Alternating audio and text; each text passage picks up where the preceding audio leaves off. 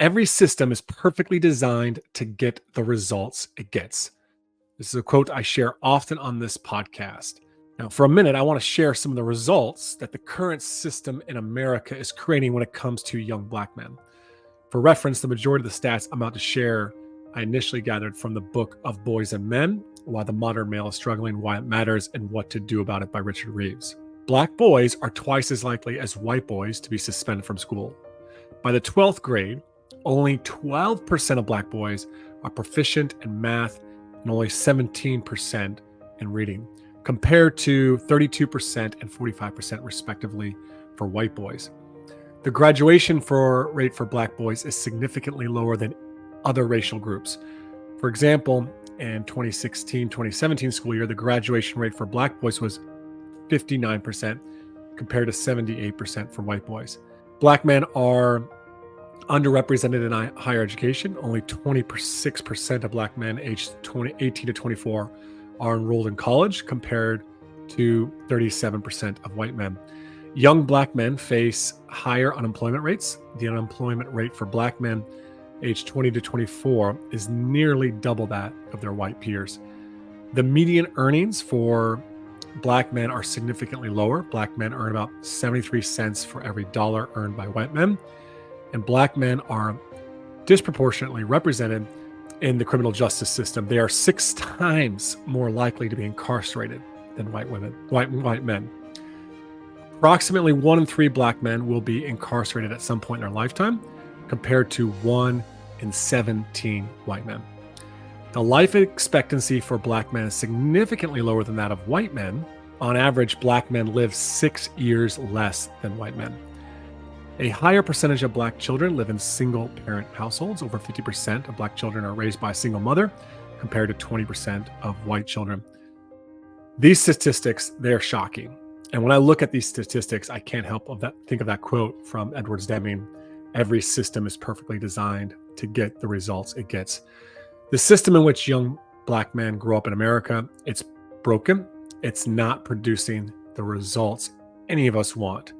And with around 60% of our listeners to this podcast being male and 75% being America, it's safe to say many of our coaches are working with young Black men today in sport. Now, today's guest, CJ Stewart, is an expert on working with young Black men in sports. He is a Black man himself. He played professional baseball, and now he runs LEAD, an organization focused on empowering young Black men in America through the game of baseball and also Black girls in tennis. Now, sports can often be seen as a way out, the solution to the many problems for young Black men. But as CJ has experienced firsthand, and I have witnessed time and time again in my observations, athletic success does not necessarily provide the skills, the values, and the character for these young men to live happy, healthy, and successful lives. In part 1 of our conversation with CJ, he's going to share with us how we can all use sports better and our role as a coach to help address this issue within the system. And then in part 2 with CJ, we're going to unpack how we as coaches can hold athletes accountable, how we can be demanding without being demeaning. He's also going to share his framework for supporting and coaching young Black men, which I think is a really fantastic framework for supporting a lot of our athletes in today's environment. Welcome to the Coaching Culture Podcast. My name is JP Nurbin, and I am joined by my co-host, Nate Sanderson. Betsy Butterick sat this one out. The mission of this podcast is to help coaches become better leaders and build better cultures. To learn more about our work as leadership coaches and facilitators, or to check out our online resources and books, go to tocculture.com and betsybutterick.com. Also at tocculture.com, you can subscribe to the weekly newsletter where you will get the notes to every episode of the podcast and our weekly article and culture builder. Lastly, please be sure to share the podcast with a friend in leadership or coaching, and then have a conversation with them about it. Honestly, that is one of the best things that you can do to help promote our work. We don't just want a lot of listeners. We want to help people start conversations in their clubs, in their athletic departments, with their coaching staffs, and on their coaching teams. So it's incredible to hear stories of coaches who are not only listening to the podcast, but they're listening with other coaches and then having discussions around the topics that we are covering. We're just sharing our perspectives. We definitely aren't always right.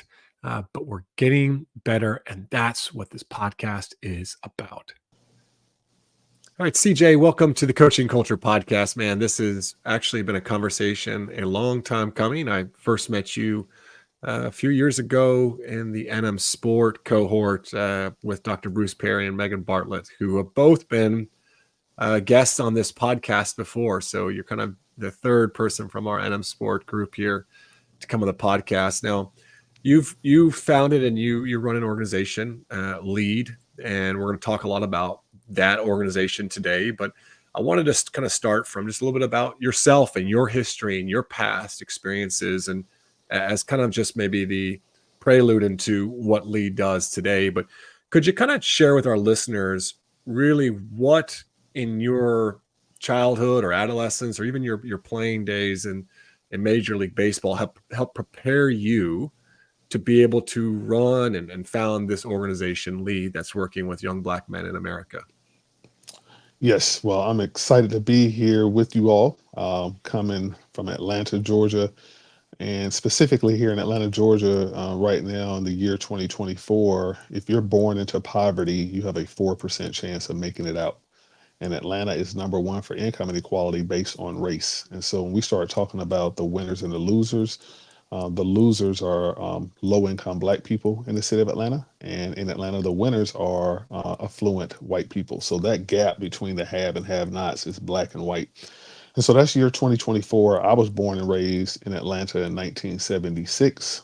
I was born at a hospital called Grady Memorial Hospital, and affectionately known as a Grady baby. And so what that meant, if you are a Grady baby, and here in Atlanta, we really zoom in and you can know a lot about a person depending on what high school they went to and hospital. But a Grady baby meant two things. It meant you were Black and you were poor. And so just not only lacking financial wealth and being on the lowest end, but relationally, my family was not one that was had wealth in it with regards to relationships. So, in order for me to be able to escape that, more than just the money, I needed access to the people. And so I started playing baseball at 8 years old and was blessed to play in Southwest Atlanta at Cascade Youth Organization for a very powerful man, Emmett Johnson Sr. And just along the way, I just had these amazing Black men that had not only uh, financial capital, but social capital. So I was able to see the possibilities, and not so much again about just being financially rich, but just people being a phone call away from being able to help you. And so I was able to achieve my dream of playing professional baseball with the Chicago Cubs with the help of kind strangers, but also some very intentional people in my life. But the reason why my career was very short lived, in addition to injuries, I just did not have very strong core values. And at the end of the day, the thing that separates talent from skills is strong core values. And I was very low on those things. So I was one that did some really good things in baseball, but never became that household name that I should have been. But uh, I am becoming a household name as a major league citizen because of the core values that I now have that I didn't have. I think there's a couple of things I really want to unpack, but I really just kind of want to build off of what you just shared there of how you actually made it to Major League Baseball, but then that kind of fizzled out, not just because of injuries, but because of a lack of a value system. If I was honest here, and when I read the book, the Blind Side, after seeing the film, I spent a lot of time reflecting on sporting culture in America and its influence and its relationship with young Black men. And reading the book especially was not the as much of the Disney Hollywood version of that story. And then obviously there's more that's come out of the story since then around Michael Orr's relationships with that family. But what was really uncomfortable for me when I read that book was I felt that sports in many ways, especially that community around Michael Orr and obviously around other young Black today, is almost exploiting young Black men. Like, yeah, it helps them get to these places. Like it helped you potentially get to play for the Chicago Cubs, but that hasn't prepared you to truly be successful in life in that, like it didn't give you that value system that you needed. I'm curious if that resonates with you, or if I'm misspeaking on that. I mean, obviously that's your experience. You have your experience, and just yeah. So from your experience, do you think that there is some exploitation of young black men, and if you just could unpack that a little bit? Indeed, it is, and so much so that for us with lead, we're using the sport of baseball for boys and tennis for girls to help them overcome what we call three curveballs that threaten their success, which is crime, poverty, and racism. And so when we start to think about prejudice, stereotype, and bias, these are all normal and healthy things day to day. These are things um, that helps us in making decisions. It becomes a bad thing when it comes down to preventing people from having access to opportunities um, because of stereotype and so on and so forth. And then when it becomes systematic, that is not only damning for individuals but for generations. And so when we think about bias towards somebody because of their race, stereotyping, and prejudice, and then you have a systematic approach to it, then now what you have is racism. And so when it comes down to sports in general and my experience with baseball specifically, and even as I think through relationships that I have with white men that are coaches and scouts and executives, there is a strong bias towards black boys and black men. Thoughts of not having work ethic, thoughts of, and even when I talk about work ethic, I'm talking about excellence, humility, integrity, loyalty, stewardship, teamwork. And these are all the values that I live by now. And so, very common, there are white coaches and scouts that believe that black players again don't have work ethic, and then that we're combative, that we're very controversial, and polarizing, all of these different things. So those things prevent us from receiving the benefit of the doubt, respect, and trust. And I believe that that is the context right there that black people are fighting for. I can't speak for all black people, but several that I know that are fighting for. And that context allows my content to be heard, which then prepares me for the contest. So context before content before the contest. And so we start thinking about contest being the opportunity to play major league sports, football, basketball, baseball, golf, tennis, whatever it is.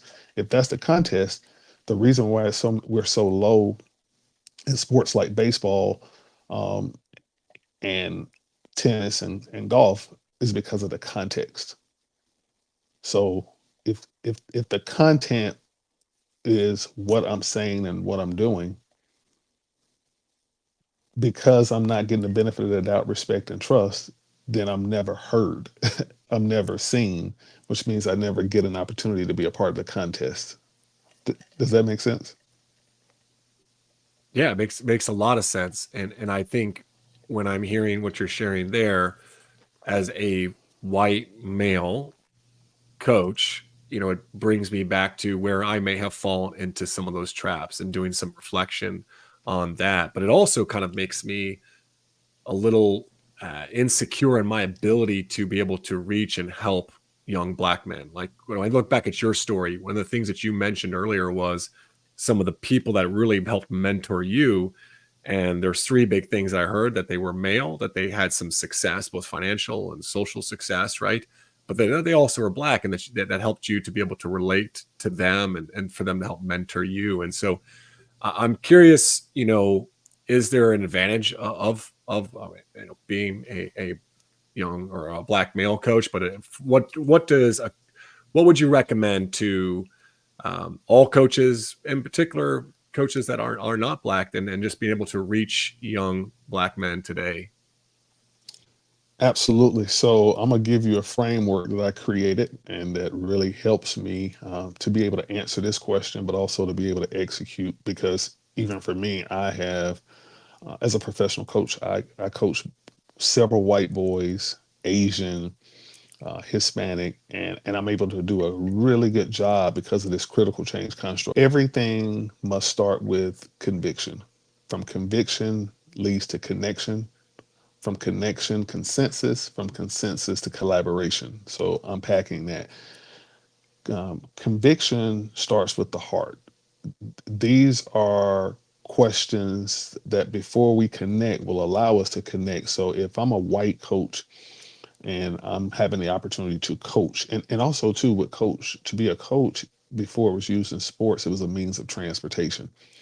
So there was a horse, there was a coachman, and then a coach is where the person, the passenger would rest until they get to the destination. So if you are in fact a coach, then your job is to help me get somewhere. And a lot of times I don't even know where I'm supposed to be going, but that's a huge part of your responsibility.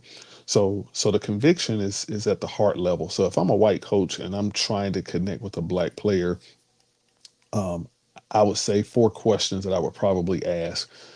Um, what do you worry about? What do you dream about? What do you cry about? And what brings you joy? So those are very convicting questions. And so then even him answering those questions, but then you likewise as a white coach, you answer those same questions as well. So the conviction starts with the heart, and then now the connection is the head. So then Can now I we just can. jump in real quick there? I think there's just Mhm. a, I just want to highlight and maybe ask you to share why is that so important that I'm sharing those answers, my answers to those questions as well, not just having the athlete share and be vulnerable with me. Well, I think that's where the bonding happens. Just me knowing where you stand, and also too, I do believe that there's great innovation that can happen, um, even in difference. So even if your responses are not the same as mine, because people in general, but definitely for me as a black player, playing for a white coach, I'm constantly wondering where you're coming from. And so there's going to be time for me to get to know you, and especially too, if I'm a black player, I'm gonna give the white coach the benefit of the doubt, respect and trust, just because that's what assimilation is all about. I'm believing that you are the ticket to my future. So even if I don't want to play for you, and I would rather play for a black coach, most white coaches are going to have access to more of the relationships to help me. So I want to know. I mean, and so now in knowing, there's going to be there's going to be bonding, and then now that we have a connection, I mean that's what it is. Like we are now connected. We are now bonded. From that connection, now we move to consensus, which is a heartfelt promise. Now is the time for you as a coach to be making promises to me. So you need to really know what you are capable of doing and what's your capacity, because I need to be hearing promise like, I promise that I'm going to have you in the right places at the right time. Well, that's part of even the conviction piece, because as I talk about what I dream about, if I tell you that I want to play professional baseball for the Chicago Cubs, then what you will do for me is what my black mentor TJ Wilson did for me when I was 14 years old. He got me batting lessons and a pro tryout with the Chicago Cubs at age 14, and this is all less than 6 months of me knowing him. He promised that he would do that, and he delivered. And then now collaboration is the hands. So now we can actually do the work, and then now we can experience change. So that's the critical change construct. Where we end up missing the mark, wasting time and energy, is we want to start with change. So I'm a white coach. I want to change the lives of these black players. So we're going to start with the change. It's that's what we got. So then we're going to start collaborating. We're going to start practicing and doing all of these different things, all the handwork, getting dirty. And then when I'm not getting the response and the feedback from the black player that I would like to have, then we got to work backwards, and then we got to try to have a consensus. Now we're starting to try to make some promises and so on and so forth. But the promises aren't sticking because you're not connected to the black kid. And then when everything goes wrong, then we'll end up where we should have started, where it's conviction. So that's why that critical change construct not only helps white coaches with black kids, but it helps me with black kids because I'm no longer a poor black person like I was when I grew up. So I got to make sure that I get connected with black boys that are living in poverty. But I'm also using the same thing. I'll just give you this quick situation. It was three boys in a family that I work with, and they were Japanese. And prior to me starting to train them, their father came and scouted me out as I was training at a training facility, and he popped up at least three times, and he was just watching me. And then finally, he came to me and he asked me about training his boys. But one of the things that he insisted that I allow to be done was that his boys bow down to me. He said because in Japanese culture, baseball is a religion, and it is important that coaches be bowed down to. So that took me some time to really get used to that because that's not happening in the United States in very few places. But I had to close that cultural gap in order for me to then be able to train the son. So it worked out well. All three boys end up playing at the high school level at a very prestigious school in Atlanta, and none wanted to pursue baseball in college. But so I've had to use that same critical change construct with several different races and ethnicities and religions. CJ, I want to circle back just for a second here. In your own journey, you mentioned having talent and opportunity, and yet it seemed like there were some values that were missing that prevented you potentially from taking another step or, fulfilling maybe the promise in your career. If you're willing to share, I think it'd be enlightening for coaches maybe to see like what was missing, because I think that can inform us a little bit on the values that we really should be, emphasizing and sharing in a coaching role. Yeah. So when I think about values, I'm thinking about how well, and this is also synonymous with character, but it's how you act. But it is some things that are just uncompromising that are going to be present in order for you to function. And then you execute on these things, then takes it from a level of being a value to virtue. So again, mine are excellence, humility, integrity, loyalty, stewardship, and teamwork. So I did not have those things when I was a kid, or not enough of them. I heard about them in church. And then from time to time I would hear them, kind of tossed around. But, my definition of excellence is to meet expectations. That's simple. So excellence for some people means going above and beyond, but you only have so much capacity. So what I'm training boys to do is what I should have been doing is, in order for me to be excellent and meet expectation, I need to be asking people what's expected of me, and and not try to give 150%. And one of the issues that I had as well too as a child is I had talent, but talent is what you do well. Habits is what you do well repeatedly without thought, and skills is what you do well repeatedly without thought while under stress.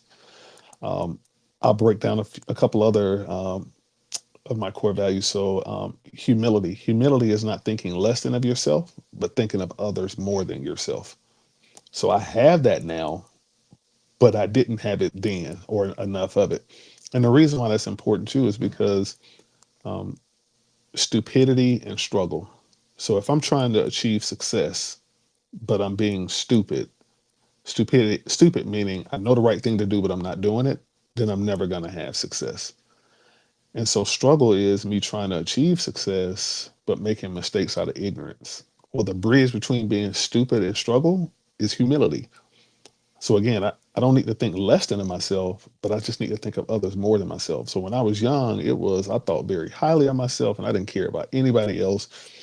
As an adult, I'm able to be successful because of that humility. And then integrity is being able to make the right decisions regardless of the situation. And so when I think about the difference between being having integrity and being honest, if I don't have an opportunity to lie, steal, cheat, and do bad things, then I don't have an opportunity to act with integrity. if you have a program and you don't have core values, then you don't have a strong program. And if it is strong, you're just lucky. So it's not going to last. And then the other thing about values is, they shouldn't necessarily just be on a wall. I mean, you should be able to see it and feel it. So that's the thing that we do. And one of the things that happened even yesterday, a local news station interviewed um, myself and several of our boys because it was the first day of summer baseball camp. And the reporter, she said, I just interviewed all three of these boys, and all three of them talked about the importance of making good decisions. And it made me, kind of emotional because I remember being their age and just like, I wish somebody would have been, hammering that in. But she said, never have I been in a situation where all the boys are saying the same thing. But that's what we preach. And there's accountability if they don't make good decisions. So just to follow up on that a little bit, because I think in a lot of ways, some of the values that you're talking about there, and this is probably true for teenagers anywhere and everywhere, are a little countercultural. Like a teenager's mindset is not to think of others more than themselves, right? And so when it comes to teaching those things, or you mentioned preaching those things, and through Lead, what have you found to be the most effective strategies for imparting some of those values to the young men that you're working with?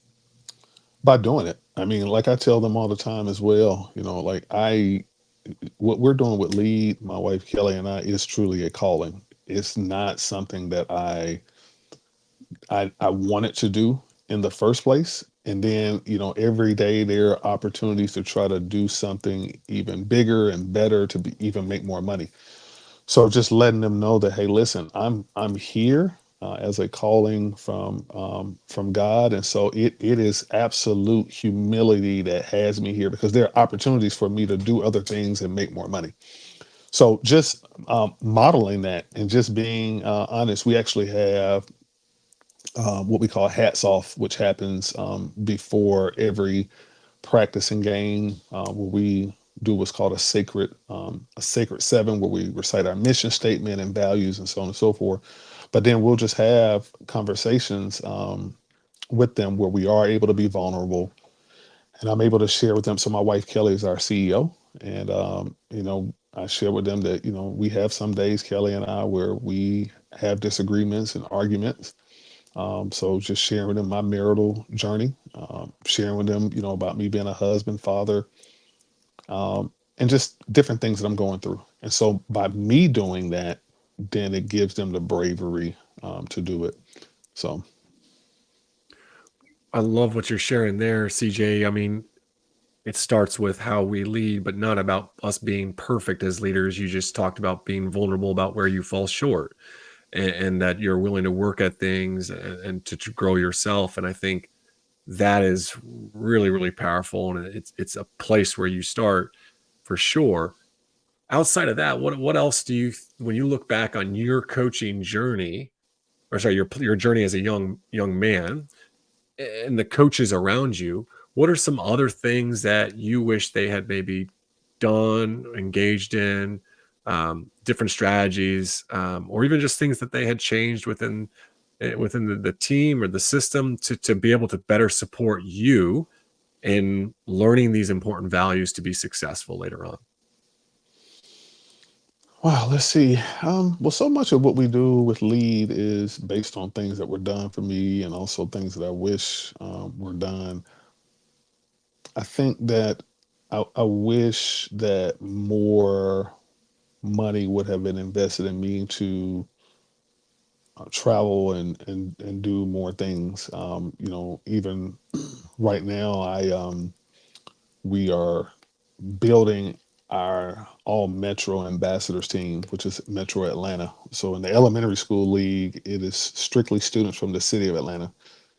Middle school is strictly city of Atlanta. And then with our high school team, it is a very elite team, which is Metro Atlanta. And so I just got back from Hoover, Alabama, for a baseball tournament, and it was baseball games all over the place. And the cost of an Airbnb, gas, food, and all the things that was involved. I mean, it's it's a financial investment.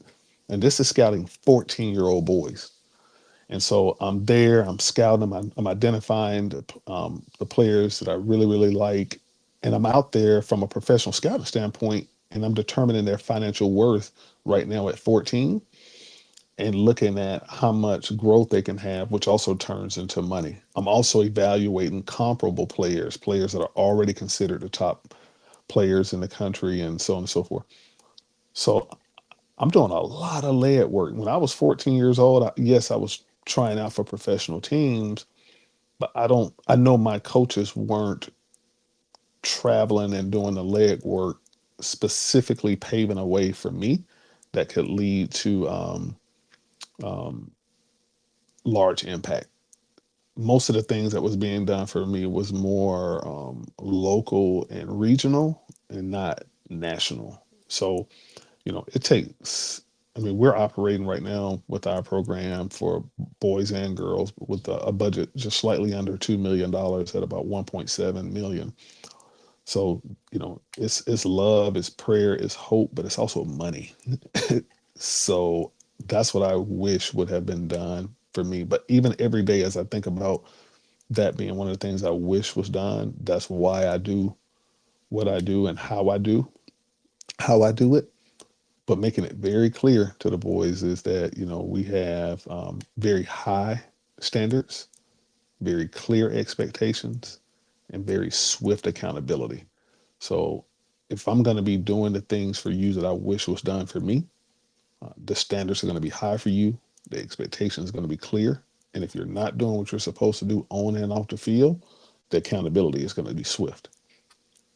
I, I want to unpack a little bit about that accountability in a second. But before that, I want to come back to what you just talked about, how the money, the finances are really important for these athletes. And part of me, if I'm honest, would just go, wow, like, all right, I don't know if it's uncomfortable by that, but just challenged by that. But then I really reflect on it. I look at the reality of the situation, and what I've heard around, like, let's say lacrosse or field hockey, there are parents that are spending in affluent communities upwards of 20 to 30,000 a year for their child to play club lacrosse, right? If you do the math there in a lacrosse team like that, that's way over what your budget is right there. Mm. You're operating on, for multiple teams. It's actually, yeah, it's a big budget, but it's nothing compared to some of these other big time affluent sports. And so I think there is the truth, and there is a reality of, there is a financial component that people have to pay attention to in this. And it's, I think it kind of is challenging because maybe 20, 40, 50 years ago, there wasn't all this money in sports. It didn't cost this, but you're talking about money to provide these kids opportunity to get exposure and also experiences that help you to further transform them. Yeah, I mean, right there, I mean, information plus experience equals knowledge, and knowledge is power. So if you have information about how to play baseball, how to play tennis, how to play lacrosse, but you aren't getting the experiences, then you aren't going to develop the knowledge. And if you don't have the knowledge, then you won't have the power. And the bigger thing about sports as well too is how it is used in a positive way for our brain development. So when you're having stress, sports is something that allows that stress, creates a buffer, which prevents that stress from becoming trauma. And when we get things to a level of trauma, then it affects our brains. And so, when you have youth affluent, whether they're white, black, or whatever the race or ethnicity, that are having these sports experiences and being able to travel, being able to navigate failure, not only is it helping them on the field and on the court, but it's also helping them in life, which ultimately what we want our boys and girls to become major league citizens. And that means that they're gainfully employed, civically engaged, and radical philanthropists. So, there are a lot of parents out there who are investing a whole lot of money. And even if their kids fall short of playing a major league sport, these experiences that they're getting are going to have them set up for life.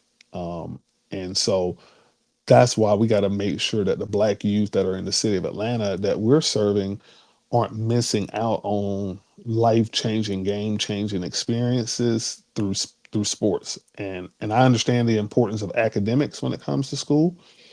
I understand the importance of arts, but but athletics is a very, very key thing. I'm right here in the city of Atlanta, which is considered a world-class city, and mostly because of the fact that we've had the Olympics. We're going to be hosting the FIFA World Cup. We got the Atlanta Braves, the Falcons, Hawks, all these different things. I just got back from Birmingham, Alabama, which does not have a major league sports team. If you move all these things that I'm talking about to Birmingham, Alabama, Birmingham becomes Atlanta and Atlanta becomes Birmingham.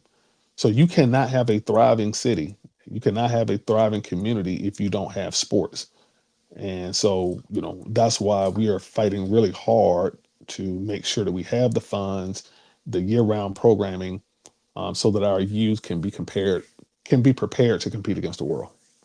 Okay, that's it for today's conversation. In our next episode, we're going to unpack accountability and CJ's framework 4H: heart, head, hands, and heartfelt promise for working with athletes.